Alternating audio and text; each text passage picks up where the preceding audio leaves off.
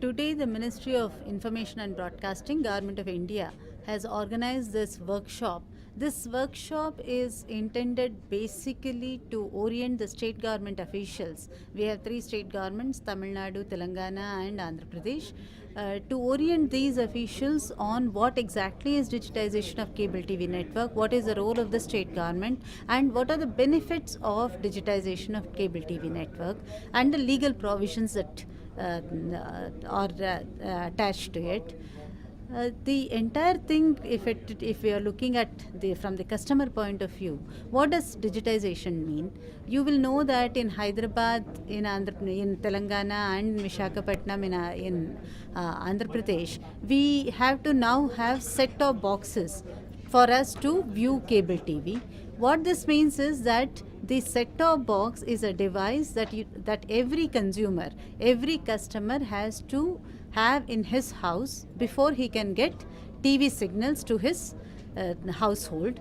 So what does this mean? This means that now he can opt for any channel that he wants. All these days what was happening was, in the analog mode of transmission, you have only a capacity of about 70 to 80 channels. So what is happening is the channels that we want as customers, we are not able to get. For instance, some person who is, let us say, a person speaking Kannada, if he is in Gujarat, he may not be able to actually access any Kannada channel because his area may not have that kind of the population of Kannadigas where you have people who can take it. But now he will be able to have that also because the carrying capacity has increased.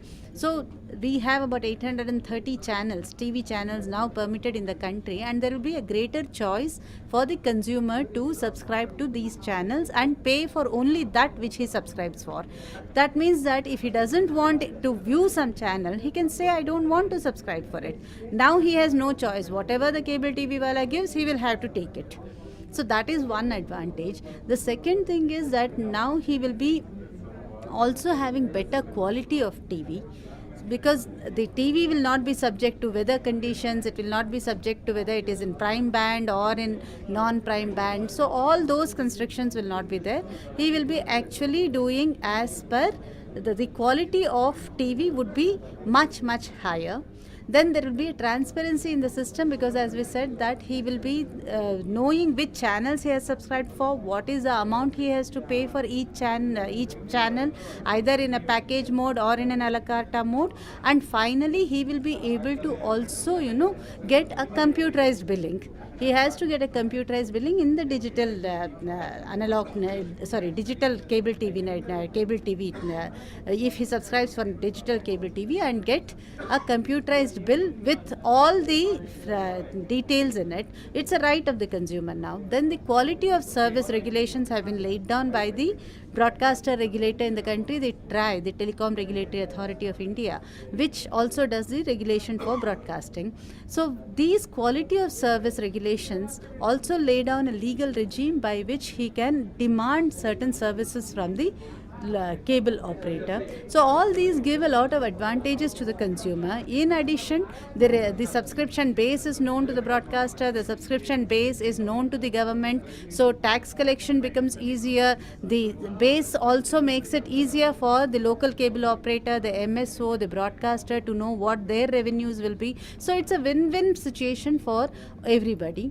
In addition, the cable TV service provider can also in future become a broadband service provider. That's a very big advantage. Finally, he also has to have a grievance redressal mechanism. The MSO must have a transparent grievance redress mechanism which the consumer can avail of. So all these are advantages. In addition, there is a lot of scope for add-on services. What do we mean by add-on services? You can, for instance, view say one program in multilingual audio. So you will see that in the digitized areas, you have people who are viewing, children who are viewing Doraemon in both Hindi and in English. In probably here they will be viewing it in Telugu and in English. So that choice of language is there. That is one big advantage. Then you can opt for recording services. There is also an electronic program guide, which means that where you will know which channel exactly you want to choose. That will be there. You don't need to keep on, surfing the channels. There is a number for the channel which you can know. You can put it in the favorites mode, and you can also know which program is going to come at what time. So if you are not available, you can put it on the recording mode, come back and view it at leisure. So there are so many advantages of the digital system that people, I think, who are in places where cable TV digitization has happened, they would not really want to go back to the analog mode of transmission. Also, you see, the entire system in general is an impetus to economic growth. It is an impetus to job creation, because there are so many services that are needed. Call centers are needed. There are there are set-top box people who need to maintain them. So you need all kinds of jobs to be created in this sector. So what we are seeing is a huge potential for economic growth, for transparency, for consumer satisfaction, and those kind of add-on services that we are looking forward to. So it's a win-win situation for all the stakeholders, as insofar as we can see it. I am glad you asked that question, because the MSOs with these workshops are intended for both the multi-system operators and the state governments to know what is being digital ready, because they have to be ready by December 31st. This is a legal requirement. If they are still in analog mode, they are liable for action to be taken against them after the cutoff date. The cutoff date is very clearly laid down by the notification for phase 3 areas, which covers all the urban areas. And here I would just like to say that about the phasing of the digitization scheme. In phase 1, we have covered the 4 metro cities. The first is Delhi, Mumbai, Kolkata. In Chennai, we have legal issues. On that, of course, in Chennai, we cannot claim that we have completed it. Tamil Nadu is a different question at the moment, so we are having some issues there. But we have covered the other 3 cities completely. In phase 2, we have covered 38 cities which have more than 10 lakh population. Now in phase 3, the intention is to cover all the urban areas of the country, which includes all the municipalities, town panchayats, everything that is an urban area as per the definition of the state government. What this translates into is that our MSOs have to give signals only through the digital mode and have to stop analog systems by 31st December 2015. These kind of workshops we are doing so that MSOs know what are the MSOs and state governments can share their problems with us.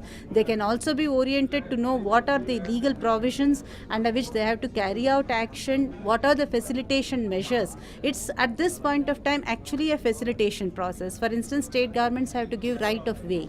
They have to give a list of what are the urban areas that are called the urban areas, so that we can put them up on the website. So there are a lot of things that there needs to be done as a coordination method, as a facilitation method, so that the MSOs become digital ready and they are able to switch over into the digital mode as from 1st of January 2016. No postponement is envisaged. I would like to use this platform to tell both the consumers and the MSOs that there is going to be no postponement, and they will have to have the set-top boxes in their houses as consumers, and the MSOs have to become ready to provide digital signals from 1st of January 2016. After December 31st, 2015, no analog mode of transmission is admissible is legally permitted in any of the urban areas of the country.